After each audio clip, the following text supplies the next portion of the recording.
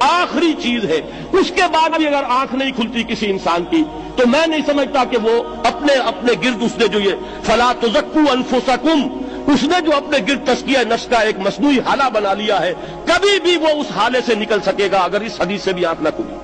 اور وہ حدیث کیا ہے؟ مولانا اشرف علی تھانوی نے اس کو اپنے جو خطبات جمعہ ہیں ان میں نقل کیا ہے، بیہقی کی روایت ہے۔ اوحى اللہ عز وجل الی جبرائیل علیہ الصلوۃ والسلام ان اقلب مدینۃ کذا وکذا باہلھا، اللہ نے حکم دیا حضرت جبرائیل کو فلاں فلاں بستیوں کو الٹ دو اس کے رہنے والوں سمیت۔ قال فقال، حضور نے فرمایا، اس پر حضرت جبرائیل نے عرض کیا بارگاہ خداوندی میں، ان فیھا عبدک فلانا لم یعصک طرفۃ عین، پروردگار اس بستی کو الٹ دوں، اس میں تو تیرا فلاں بندہ بھی ہے جس نے کبھی پلک جھپکنے جتنی دیر بھی معصیت میں بسر نہیں کی۔ اب آپ اندازہ کیجئے، یہ جو ہے نا اپنے آپ کو رگڑنا اور مانجنا اور پوری زندگی رگڑنے میں اور مانجنے میں لگا دینا۔ ہم بعض بزرگوں کے تذکرے میں سنتے ہیں اتنے اللہ والے تھے، اتنے اللہ والے تھے کہ ان کا گھوڑا بھی کوئی مشکوک دانہ نہیں کھاتا تھا، اور وہ خود جو ہے وہ انگریز کی عدالت میں بیٹھے ہوئے اور انگریز کی نوکری کر رہے تھے۔ یہ ہے وہ میکروسکوپک اور مائکروسکوپک کا عدم توازن۔ طاغوت کی چاکری کر رہے ہیں، انگریز کی ملازمت کر رہے ہیں، انگریز کے قانون کی تنفیذ کے اندر اعلی کار بن رہے ہیں،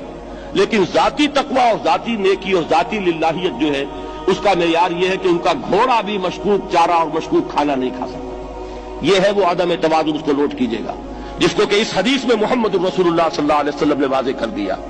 کہ حضرت جبرائیل عرض کرتے ہیں کہ اللہ فلاں بستی کو الٹ دوں،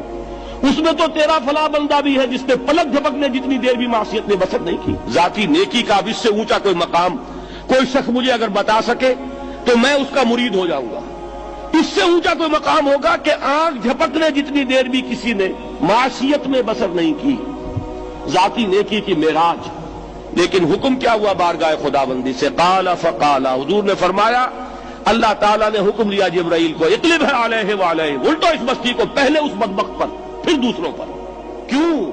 فإن وجهه لم يتمعر في ساعة قط، اس لیے کہ اس کا چہرہ کبھی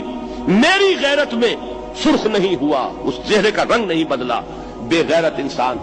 بدیاں پھیلتی رہیں، میرے دین کو روندا جاتا رہا، میری شریعت کی دھجیاں بگڑتی رہیں، عوامر کا مذاق اڑایا جاتا رہا، نواہی کے لیے دنیا کے اندر جن چیزوں سے میں نے روکا اس کے لیے فلسفے تراشے گئے، اور یہ لگا رہا مست رکھو ذکر و فکر صبح گاہی میں اسے، یہ سوائے ذاتی اپنے اس اصلاح کے اور ذاتی تقویٰ کے اور ذاتی نیکی کے اور ذاتی عبادت گزاری کے یہ میدان میں نہیں آیا، اس کا خون نہیں کھولا کبھی، اس کے چہرے کا رنگ متغیر نہیں ہوا، لہذا یہ دوہرا مجرم ہے۔ یہ ہے وہ تصور جو یہاں پر نوٹ کیجئے۔ ہاں، اس کے یہ معنی بھی نہیں ہے کہ نماز بھی نہیں پڑھ رہے، روزہ بھی نہیں رکھ رہے، اقامت دین کے کارکن ہیں، فرض نماز آ گئی ہے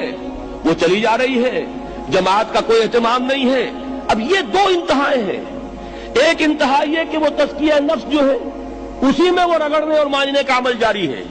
ایک یہ کہ اس کا سرے سے کوئی تعلق ہی نہیں، اپنی ذات سے بحث ہی نہیں۔ وہ کیفیت وہ ہو گئی ہے جو یہود کی آئی ہے قرآن مجید میں کہ تامرون الناس بالبر وتنسون انفسکم وانتم تتلون الکتاب، کیا تم لوگوں کو نیکی کا حکم دیتے اور اپنے آپ کو بھول جاتے ہو؟ یہ دوسری انتہا ہے۔ پھر وہی بات عرض کروں گا، وہی بال سے زیادہ باریک اور تلوار کی دھار سے زیادہ تیز راستہ ہے جس پہ چلنا ہوگا کہ نہ یہ ہو کہ وہ مبالغہ ہو رہا ہو، اپنی ذاتی اصلاح میں تو مبالغہ کی حد تک آگے جا رہے ہیں، اور دوسرے یہ کہ اپنے دین کی تبلیغ و اشاعت، اقامت دین کی جدوجہد، اس کا کھانا ہی نہیں کھولا زندگی میں، وہ کھاتا ہی نہیں کھلا۔